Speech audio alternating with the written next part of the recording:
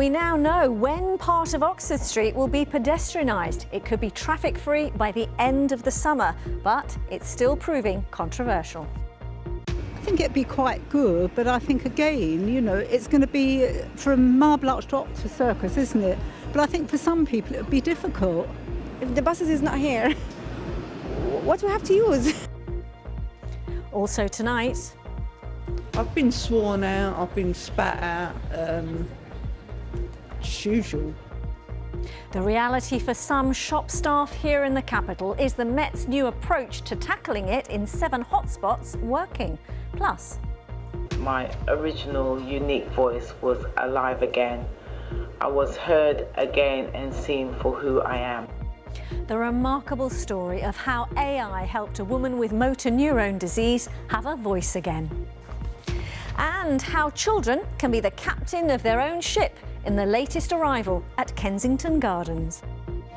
Former Labour Mayor of Newham, Sir Robin Wales, has joined Reform UK. Sir Robin, who will act as their London Director of Local Government, said the party had a lot of rough edges but represented a chance to transform our society. A Londoner has been fined £600 after their rubbish was discovered more than 100 miles away on a roadside near Swindon. The Croydon resident was traced by the council after household waste was fly-tipped, despite them having someone come to remove it. The Environment Agency says residents should always check that anyone taking waste away is a registered waste carrier. And of course, you can find more local stories where you live and the latest updates on the BBC News website or via the BBC News app. Look at some other local stories on BBC News. In Hertfordshire, the first school in England to be fully rebuilt after so-called rack concrete was found has reopened in Rickmansworth. 32-year-old YouTuber KSI has bought a minority stake in Dagenham and Redbridge. He says he wants to take the 6th-tier club to the Premier League. And they're feeling fine now. In Surrey, a pair of tawny owls has returned to the wild after falling down a chimney, mistaking it for a hollow tree. More on that and other stories, of course, on the BBC News app. The Mayor Sadiq Khan says parts of Oxford Street will be pedestrianised as soon as possible after plans were given the go-ahead last month. It could mean the section between Selfridges and Great Portland Street will be traffic-free by the end of this summer, with trees and greenery as well as better lighting replacing cars and buses. Critics of the scheme have said it will increase pollution on nearby roads as buses will be forced to terminate early. A Londoner has been fined £600 after their rubbish was discovered more than 100 miles away on a roadside in Wiltshire. The Croydon resident was traced by the council after household waste was fly-tipped near Swindon, despite them having someone come to remove it. The Environment Agency says residents should always check that anyone taking waste away is a registered waste carrier. Now, as part of AI Unpacked on the BBC this week, we've been looking at how the technology could affect how we work in the future. It could mean a reduction in the number of jobs available and the roles we do. But it's not all bad news, with the graduate job market said to be improving according to one consultancy firm. It comes at a time when industries with the most exposure to AI have seen a big drop in the number of adverts.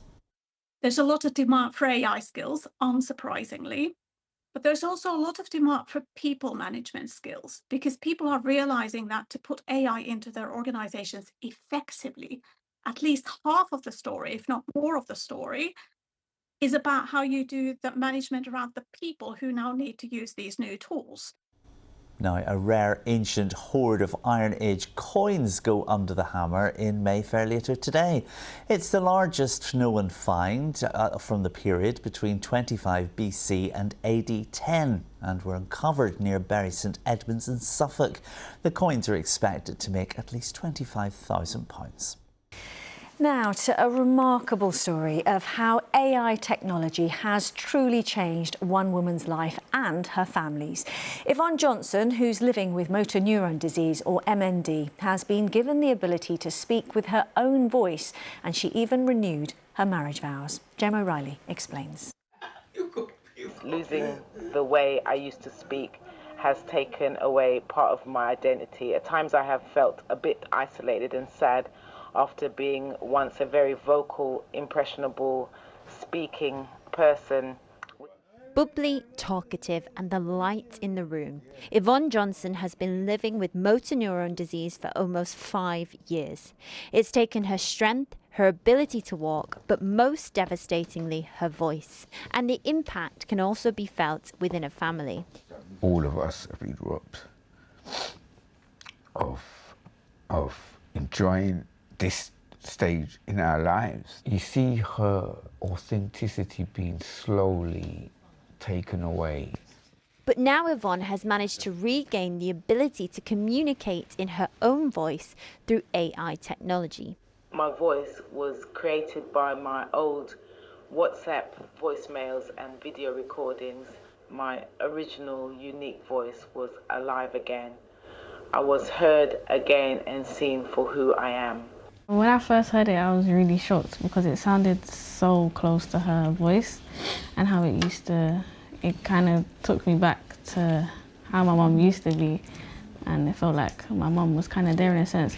Yvonne and Orville also used the device to renew their wedding vows for their 25th anniversary. We laughed at each other, and if anyone could see us, they would think we were crazy.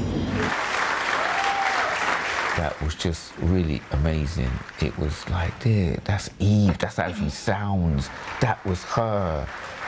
The process to create the artificial voice involved using old voice notes, videos and voicemails of Yvonne to recreate her voice so she can use it through typing what she wants to say. Yvonne has also worked with portrait artist Sarah Pope to preserve her personality in an image as part of a project called Portrait of a Voice. She just stood out to me as being larger than life, super warm, and I just felt that I would love to paint a lit portrait of Yvonne, you know, hopefully help support MND in that way, by raising some funds to auction the piece, but also raising awareness.